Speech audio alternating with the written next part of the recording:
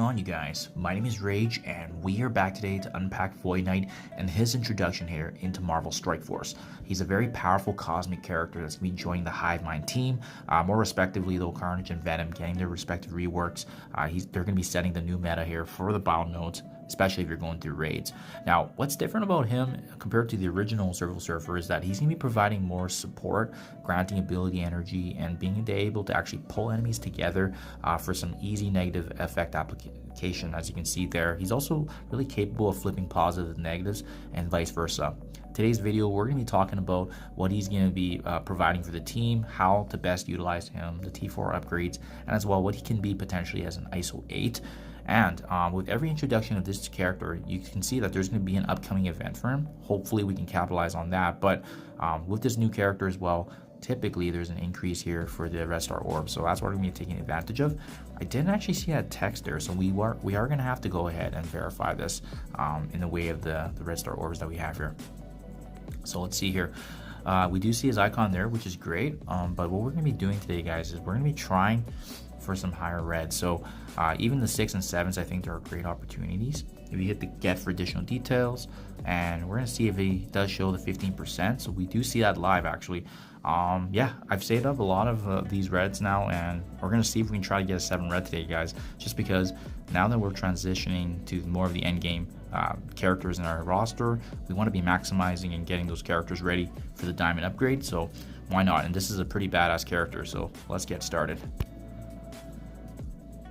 See how we do here. It's Madeline Pryor. Almost everything is going to be an upgrade in my roster. It'll be very rare we can actually get anything less than that. So let's see if we can actually get any duplicates. If not, it's going to be a good roster upgrade, and we're taking advantage as well in terms of the 15%. Okay, it's closer and closer here. So, oh, okay, that one was actually a duplicate, surprisingly enough. But again, we're just getting a little bit, you know, just transitioning, getting all these characters ready to go here. And Symbiote, the Symbiote edition is awesome enough that I'd be okay in utilizing some of these 7 reds for him. Especially with him being a very strong member of this team. It's a combination of what he's going to bring. What I also like about Void Knight is the fact that he's also going to have value outside of raids. And again, this is an opportunity now for us to basically upgrade our entire roster. We're not really getting much luck, unfortunately, so we'll just keep this going. Oh my god, my goodness, what an upgrade for him. We'll keep doing this. Okay,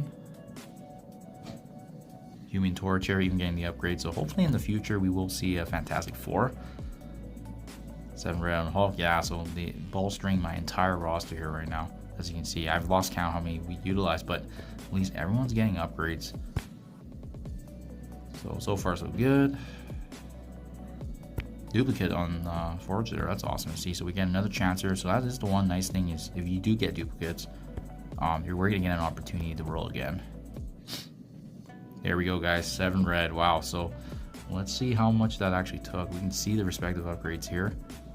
What a pull it was. So I mean, in total here we had 13 different characters here, but at least we got duplicate credits, and now we're going to be in a great position to upgrade him upon the diamonds. Now let's take a look at his kit. I mean, just look at how badass this character looks, guys. Like, he's just going to be a great addition, and the animation looks amazing in terms of his abilities. Let's break down the T4 recommendations and what makes sense to have as an Iso-8. So, Cosmic Corruption is his basic ability. So you can see here, when he's attacking a primary target, he is able to actually flip negatives into positives, and if there's no negatives, he's able to revert that positive into negative. So always having an advantage, obviously, for his effect. In raids, he's always going to have this effect regardless, so this attack cannot be counterattacked. As we level this ability up, the flips get added in numbers, so level 6 being able to flip 3 positives and negatives into positives. So really what you're getting for the T4 is additional damage from the basic ability, which I wouldn't recommend at this time, because typically with the special, ultimate, and passives, they usually have some better bonuses that we can be applying. Scourge of the Spaceways is a special, and this is the fancy unique ability where you can actually steal ability energy from the primary target, as well as attacking primary and adjacent targets for piercing. This attack also cannot be counterattacked. As we level this ability up, defense down is going to get applied. In raids, he's going to be able to steal more energy.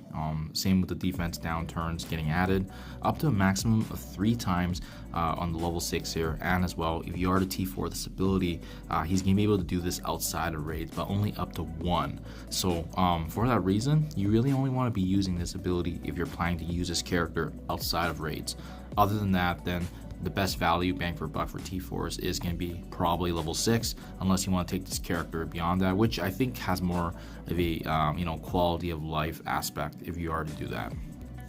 Dark Horizons is his ultimate ability, pulling all the enemies up 2 spaces towards the primary target. So kind of similar to the mechanic involved with Magneto with his ultimate bringing those enemy targets together.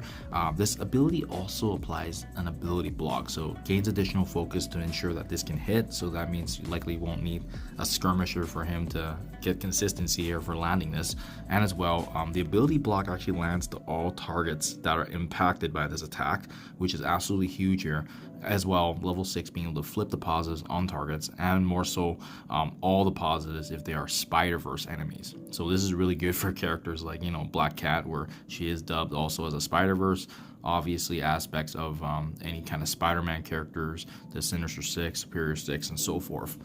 And as well, with the T4 upgrade here, the ability block actually does last for 2 full turns, shutting them down for an additional turn. So obviously this makes the most sense to upgrade, just because a longer turn would mean they can really cripple an enemy, especially bringing them together, and especially if you're using this in raids where it's going to be applying for 2 full turns to everybody impacted in the raid. So for that reason, the ultimate really makes sense to upgrade. And lastly, Enter the Void passive ability. So in raids on spawn, he's going to be applying speed up to self on all Hive-Mind allies. On end of any turn, he's going to be healing as well for 3% of his max HP. So having Hive Reds on him is really going to make sense just because of that additional healing that's going to be applied. He's also going to be granting additional HP and armor. As you can see, he's going to be providing that for Hive-Mind as well. And again, an additional boost if they're being utilized in raids. Enemies cannot gain immunity, and when an enemy does take damage from bleed, he's also going to be healing for 10%. So again, higher reds, more healing. On spawn, fill this character by speed bar of 25%, and on raid specifically, he's actually going to also be applying a slow to the enemy with the highest speed, so the additional value add from being in raids. And lastly guys, on spawn, generating 2 ability energy for all Hive-Mind allies, and as well additional energy for each Hive-Mind ally. So it's nice that this effect is not actually specific to raid, so you're going to be definitely getting some value out of here, and for that reason we do want to be maximizing. So ultimate and passive right now do make the most sense in terms of the upgrades respectively for the T4s. Now with respect to Void Knight's Iso-8, I think Raider is definitely one that I'm going to be most interested in, just because of the fact that he's already doing some really good damage with both his special and ultimate. We saw that he's going to have more than enough focus for his ability block, so that's not a concern landing it. But as well, we don't really see any additional notable effects from his basic attack here if we were to slot him in as a striker. So I think applying vulnerables, doing more crits, and as well as scaling his damage uptick is going to be more likely. But again, striker and Raider makes the most sense, but for the time being, I think I'm gonna at least try Raider for the meantime when I get his unlock, and then test it out to keep you guys up to date. But there you guys have it, guys. Hopefully you guys do well in the red stars as well. Best of luck with him and his unlock. I'll keep you guys up to date on how his unlock is gonna be coming into the game. Thank you as always, and I'll catch you guys in the next one.